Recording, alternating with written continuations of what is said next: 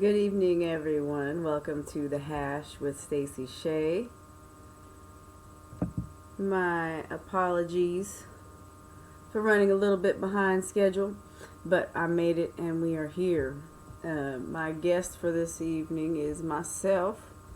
There's a ton of stuff going on in the world right now. And so I'm just going to talk about it for a little while. It's probably not going to be like the full length of the show, but there's some things that are real. Where to begin, right? Where to begin? I can start. Let me move myself wrong way. There we go. I can start by moving myself in the right direction.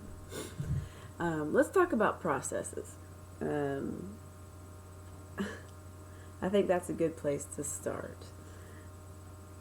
because that applies to a lot of the different things that we're contending with at the city level, as far as politics goes, as far as social justice goes, because,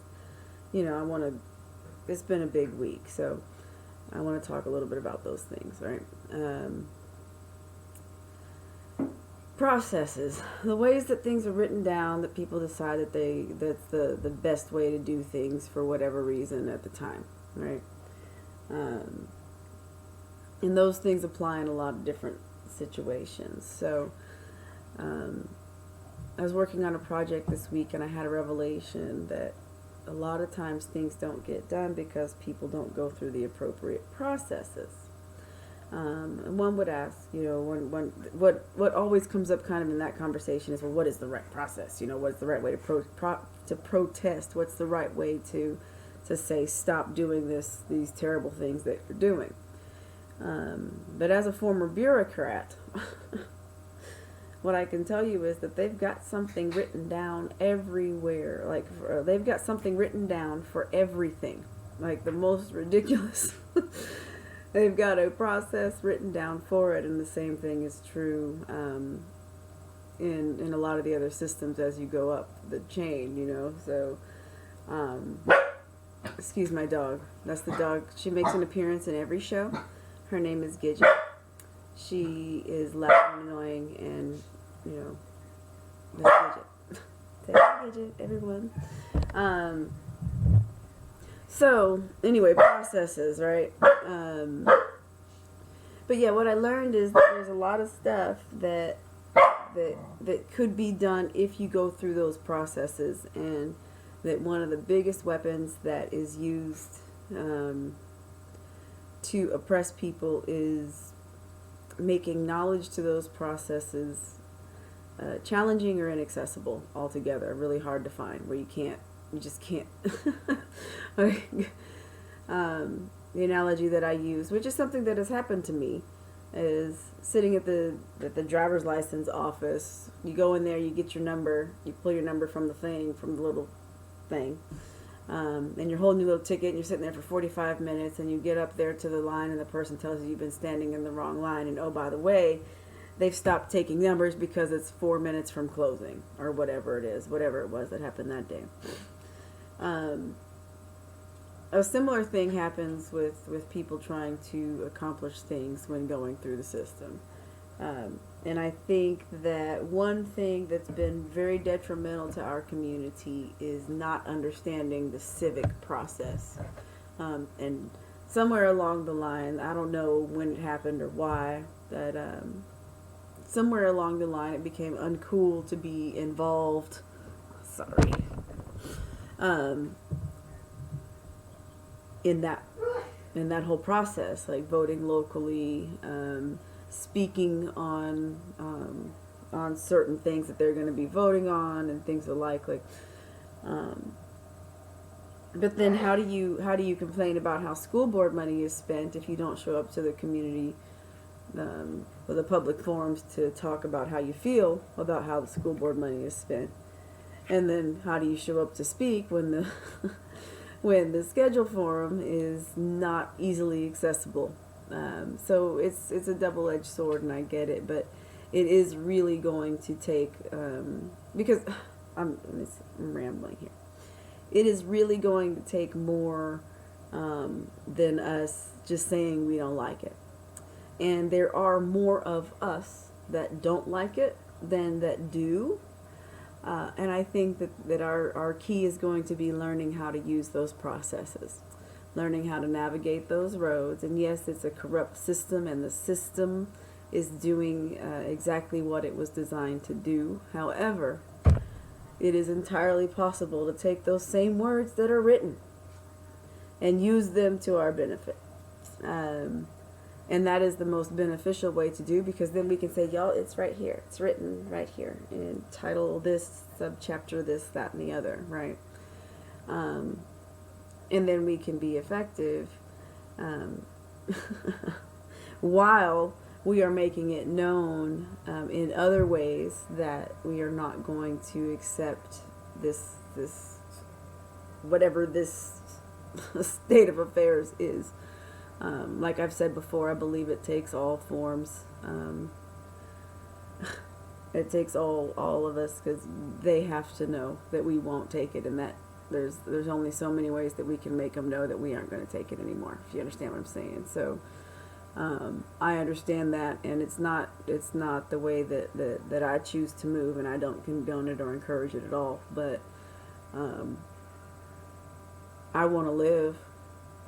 I want to live. So let's talk about Ruth Bader Ginsburg for a minute. RBG, she's the first woman. This is something that I think I would like to bring clarification to, just on a side note. She's the first woman to lie in state, where Rosa Parks was the first woman to lie in honor. So she was the first one to lay in the Capitol, to be in the Capitol, to lay in any kind of way at the Capitol.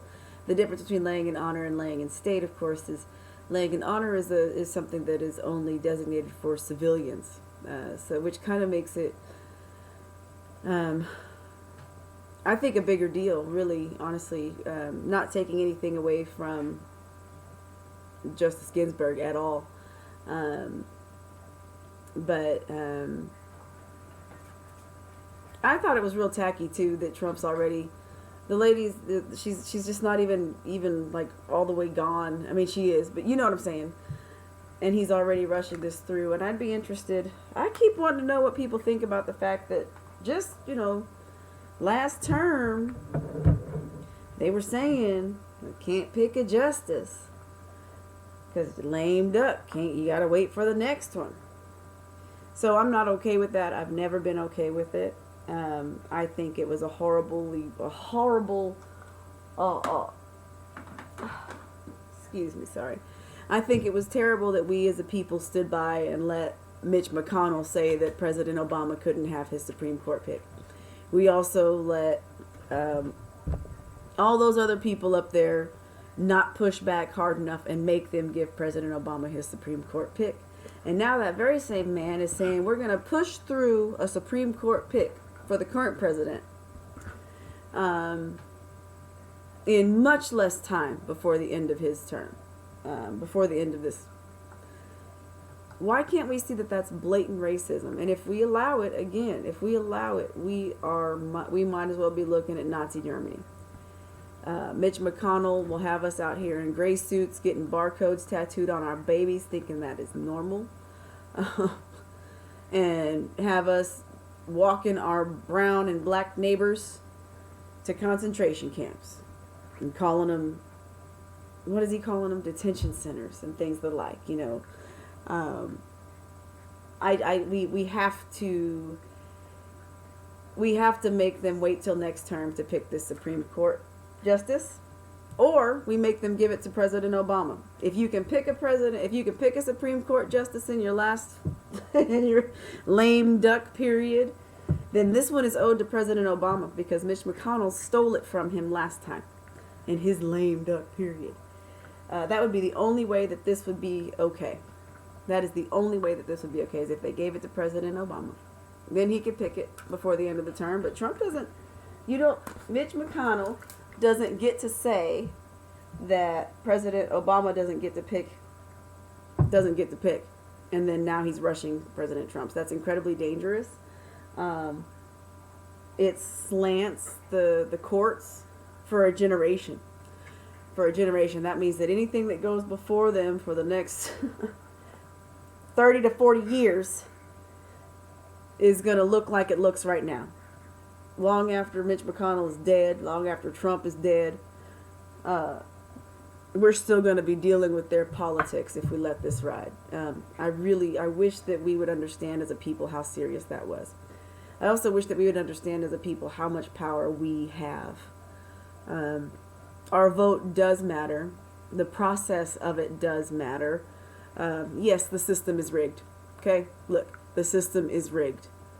The president is selected, not elected. We've got the Electoral College that was designed for straight racism to appease some straight racist, bigot, human trafficking, murderous, horrible people. Okay? That's facts. But that's the system that we're working in. So, we can vote as a human, as a person, and the popular vote can once again go to somebody else.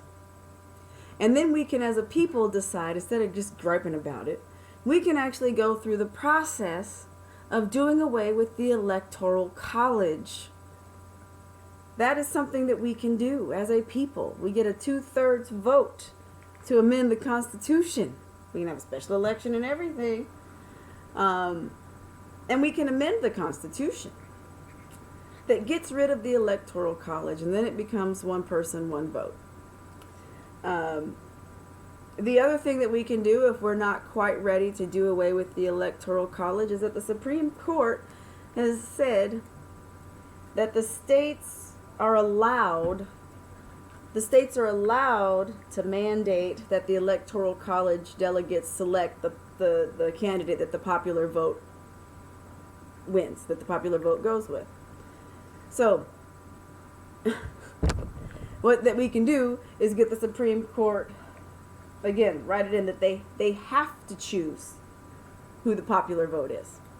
Because that gets it a little closer to the people, you know.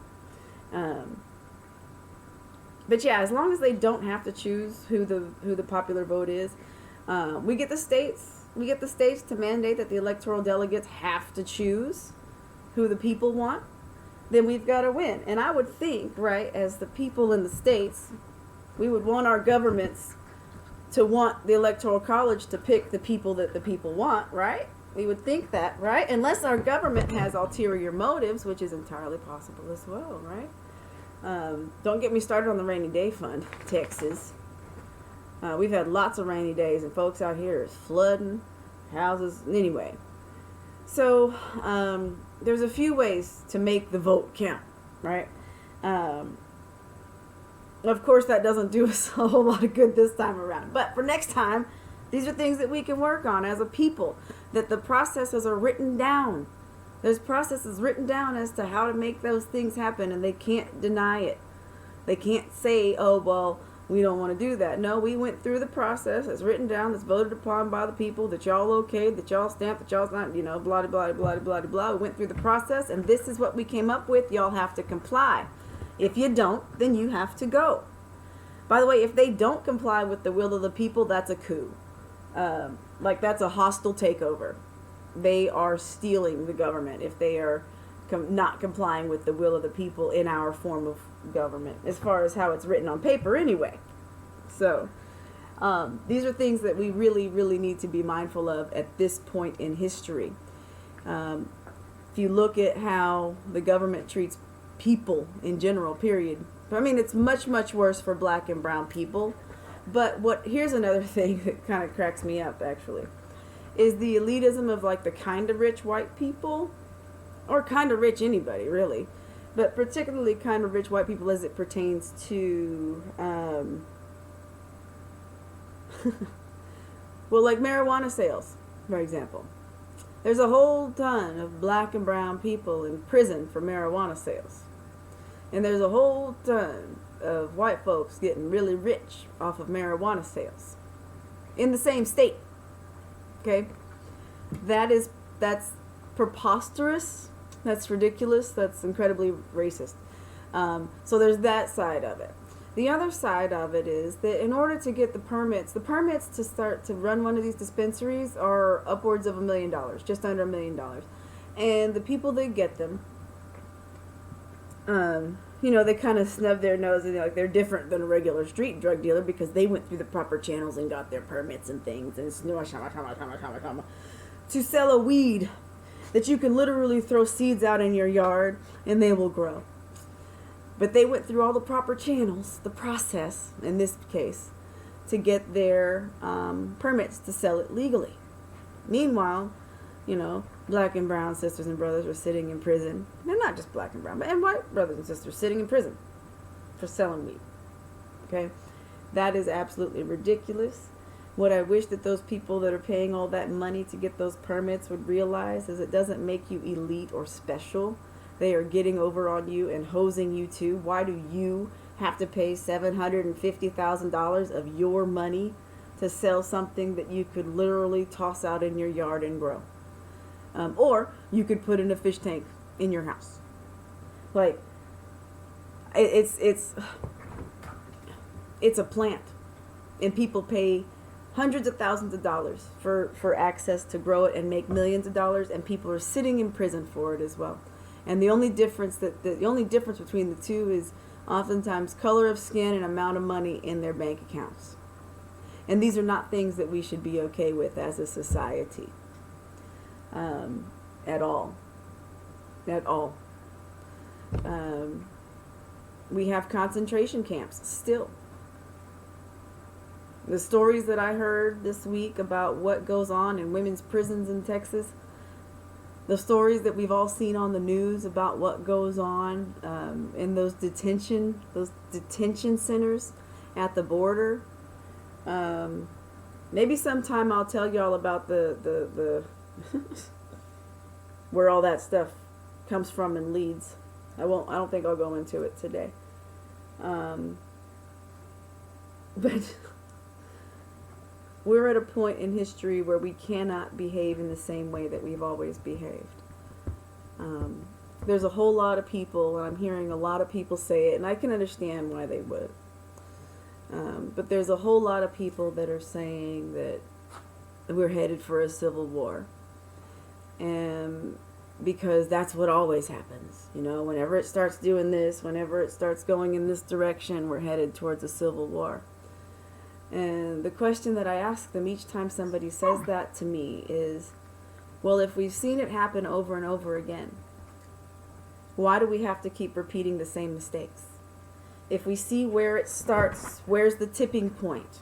If we see where the tipping point is, and we feel ourselves nearing the tipping point, and we've seen it happen over and over again, why do we have to, like a bunch of lemmings, keep walking off that cliff?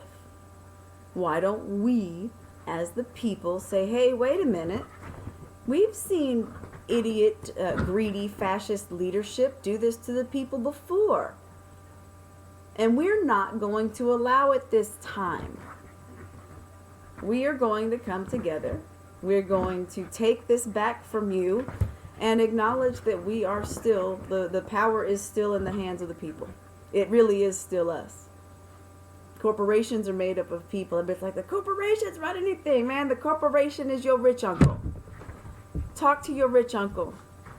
The corporation is that really rich man that gives all the money to the church and invites everybody over to his ranch for the picnic and everything. That's the corporation. Corporations are made up of people. If we can reach those people and get those people to care about the right things, then we don't have to go to war. If we get the people out of government, because the government is beholden to corporations. Everybody knows that. Everybody knows that the people in politics owe government, owe politicians, the politicians owe corporations money. So we have to get the corporations to get their heart right. Now, the thing about corporations is not only are they made up of people, they also get all of their money from the people. That's the other thing. They get all of their money from the people, right? You know where banks get all their money? You know who gives the banks all their money?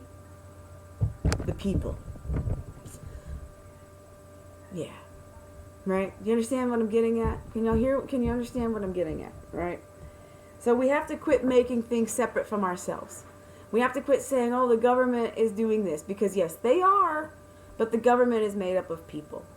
And all those agencies that act out the rules that the government lays down that are so biased, that are so negatively, that impact the black and brown communities so much more negatively than they do any other community. All of those things are things that are written down, and then people are acting those things out that are written down. I used to tell my classes when I was working at the hospital, I used to work at a state hospital, that systems are a closet full of binders. They're a closet full of binders until somebody takes them out and starts acting out those processes, until they apply those processes, and then oftentimes those processes are filtered through their own biases.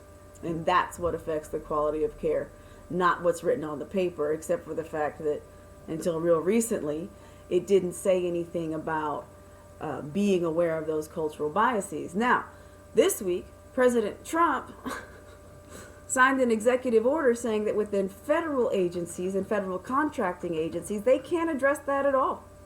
They can't do any kind of diversity training that says and denotes that a person can't acknowledge the differences between color and gender.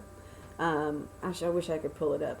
But it was really kind of a double-sided thing, and I've got some mixed emotions about it and mixed thoughts about it. It's something that can be used. It's something that would allow a business owner, like a misogynist, racist business owner, to say, well, usually, women are weak and black people steal, so I didn't want to hire, but it would be also the same thing that would allow a person to say. It also said that you can't say that certain people are oppressive. So it's like it was really. Y'all should read it. I'll share a link to it. Y'all should read it. But there's parts where it says that you can't mention the fact that certain genders are inherently racist or oppressive, and also that of course you can consider the history of one's gender or race. So Trump is tripping. I said it. He's tripping. And we need to be very, very mindful of that. But what we need to be even more mindful of is there are literally hundreds of people up there that are letting him do it, that have been up there much longer. And they've been letting him do it, which should tell us that there's very few of them that are on our side, really, really. There's very few of them that aren't just looking out for the interests of these corporations that our rich friends' parents worked for, and a lot of us work for them, to be completely honest. We just have like regular jobs with them and things like that, But anyway, back to the power to the people. We have so much power as a community. We really do. We really, really do. Where we choose to spend our money, how we choose to spend our time, what we choose to give our attention to, who we choose to vote for. Again, back to that whole process thing. If everybody votes for one of the candidates, if it's like a 70-30 split, and the Electoral College still says, well, we want the other guy, do you think that all those people are going to be okay with being told no at that extent? You think that the folks that usually just kind of let stuff ride,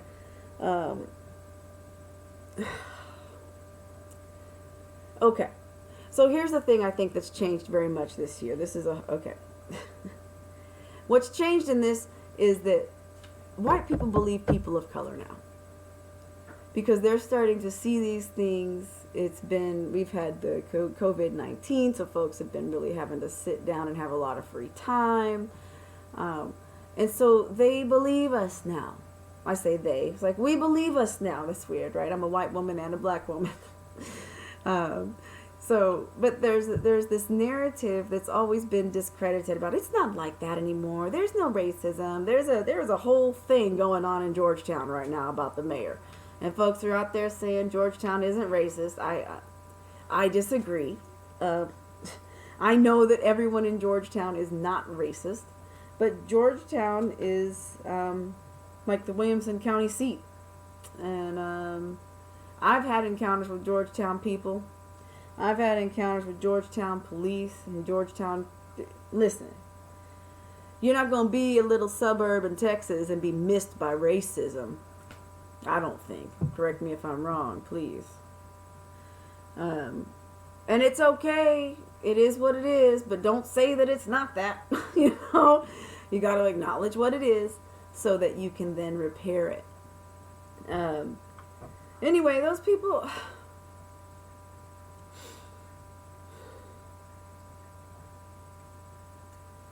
We have a lot of work to do as a society, and the fact that we're willing to talk about it now, I think, is a really big deal. There's finally starting to be an understanding of acknowledging other people's experiences and understanding that each person is the expert in their own experience. And so I think people also might be kind of starting to wake up to the fact that when a person shares their experience and then someone looks at them and goes, "Nuh-uh, that doesn't happen," or "that's not what it was," or "that's not what they meant," or any of that stuff, they're realizing maybe the privilege in that statement. Excuse me, Miss Sneeze.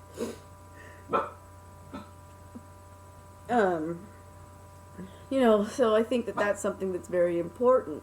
I think what's also very important, though, is that we not wallow in the, "See, I told you."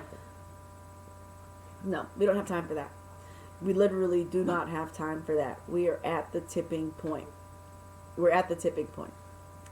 And if we want to have a peaceful society where we all coexist, which I'm sure we do, because on a person-to-person level, most of us get along pretty okay. On a person-to-person level. Now, there are exceptions to every rule. But for the most part, people are they're all right. They might not prefer to engage with you too much, but they can't affect you systemically. We don't have to like everybody, but they can't oppress us systemically.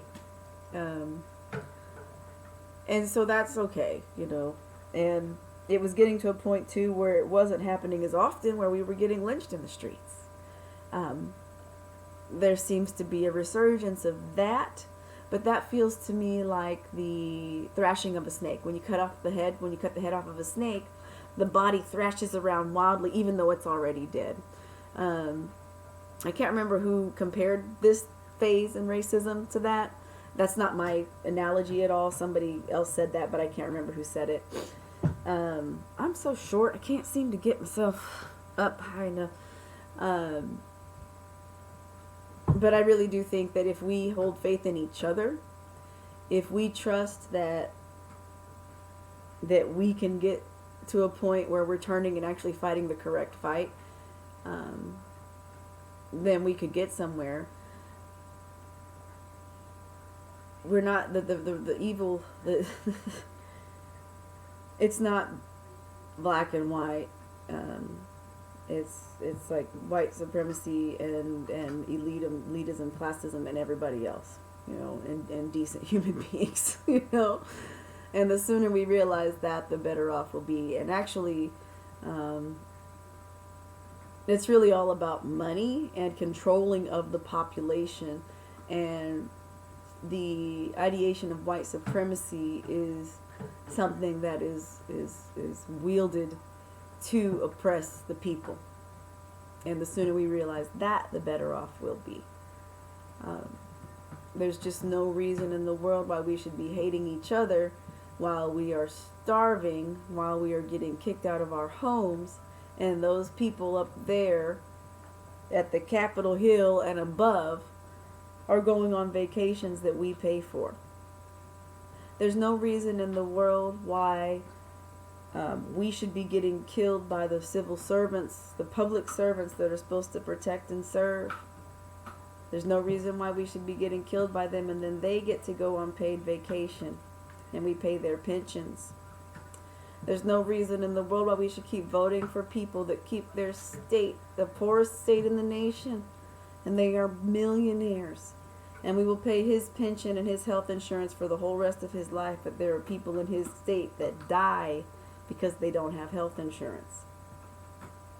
We are fighting the wrong battles. And those are black, white, brown, everybody. Those are every person. If they don't have the money in these great, rich United States, they are going to die from health if they're sick. And the politicians are filthy rich. They've got health insurance forever and retirement. We're fighting the wrong battle. We're asking the wrong questions. And y'all can get all into the Nancy Pelosi clap thing all you want, but Nancy Pelosi ain't shit either. Excuse me, I'm sorry I said it. I mean, she's a nice little buffer to keep us from going from, straight Nazi land, but she's been there.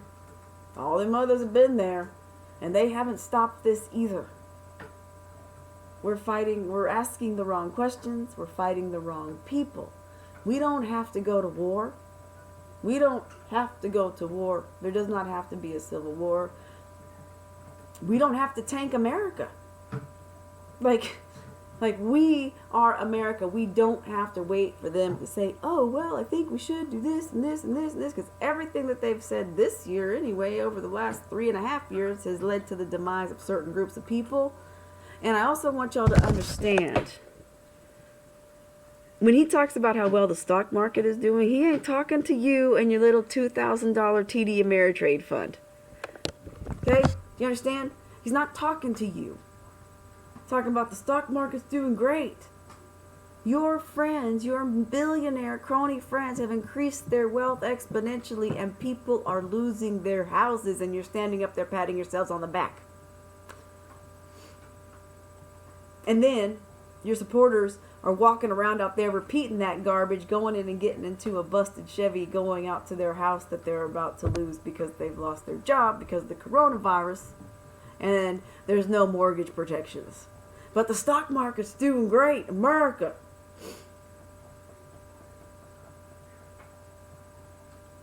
We're fighting the wrong battles. We're asking the wrong questions. But in these times, the veil is lifting, and so I'm very hopeful, because finally, we're like, oh, it's like, yeah, yeah, yes. Okay. We need to start focusing on supporting our communities. Supporting our communities, becoming self-sufficient within our communities. I've been working on some research projects, a couple of them. And I'll be sharing some stuff that I was looking into with the Constitution that I find quite interesting. But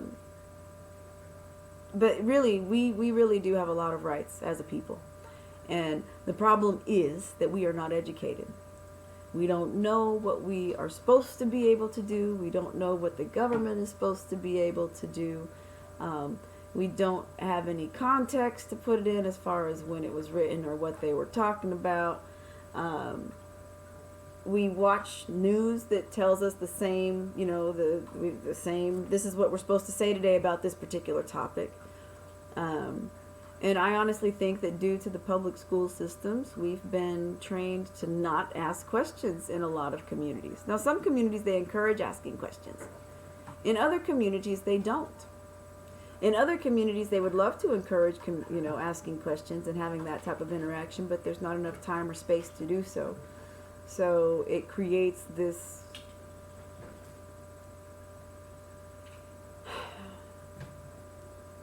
this lack of a will to ask a bunch of questions about stuff. But I don't think we should ask a lot of questions about stuff. And then once we find out the information, we need to accept the truth and then move accordingly. It's like, yes, it is incredibly inconvenient to find out that we might have to restructure some social systems. That's not an easy thing to do, they kind of made a big deal of creating the the Bill of Rights and Declaration of the Bill of Rights, the last part of the Constitution. The Bill of Rights, the Constitution, the Declaration of Independence. Those are big deals, you know. So anything dealing with police reform and changing the laws related to that is going to be a big deal as well. There needs to be a certain amount of reverence that it's approached with. There needs to be a certain amount of understanding that not everybody sees it the same way, and that some people have a different relationship with police than others, and that is going to affect their desire. It's going to affect what they want and their interests. But even the thing with that has a lot to do with misinformation, which is why it's so important for us to talk to each other. So if we talk to each other, we can clear up those gaps in understanding. If we clear up those gaps in understanding, once again, I've got a feeling that we might turn our head and look kind of a different way. We might start asking different questions. We might be going like, hey, so wait a minute. So they told us that you were this, and this. And then y'all be like, well, wait a minute. They told us that you were this, and this. Well, none of that's true. Oh, well, what else isn't true? What else isn't true about the narrative that we've been told that keeps us separate like this? And why would they do such a thing? Why would they do such a thing? Why does it matter that we're separated like this, right? I'll tell you why. Because if we're separated like this, then we can't all look and say, oh, wait a second. We can't all talk to each other and start comparing our stories and realize that we really do have very, very similar values, but that keeping these certain things at a concern, keeping us fearful, keeping us scared of each other, keeping us in a survival mode as opposed to a thriving mode, keeping us in a survival mode as opposed to a loving and generous mode with each other, keeping us where we feel like the other is not safe, is part of what keeps us poor of mind, body, spirit, wallet. We don't think things all the way through, because we get caught up in that emotional, immediate defense of protecting and defending ourselves from something that we think is dangerous, or something that we think is less than us, or something that we think is out to harm us, when maybe they're not. Some of them are. I'm not kidding myself. I'm not deluding myself. I know for sure that there are some very dangerous people out there in the world. Okay, I know for sure that there's a lot of dangerous race, white supremacists is mostly who it is that are out here killing random people. Even the people that were ambushing the cops were white supremacists. Those weren't people of color. You know, we get blamed for it, but it wasn't us.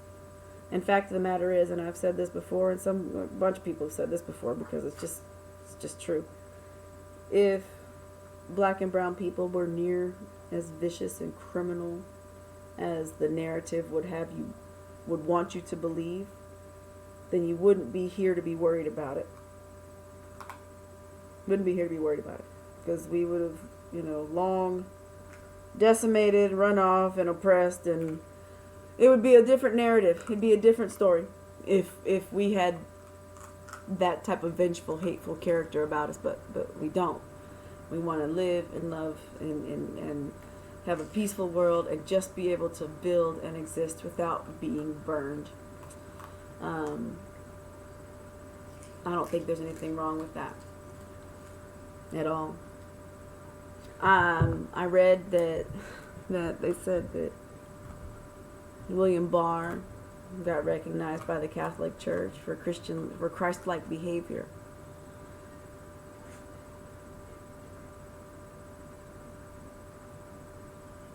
I just wonder if we should maybe start reconsidering who we look to for leadership in general. I'm not a member of any church. I'm a follower of the Christ philosophy, and I don't know Barr personally, but what I've seen and heard of him, it's startling to me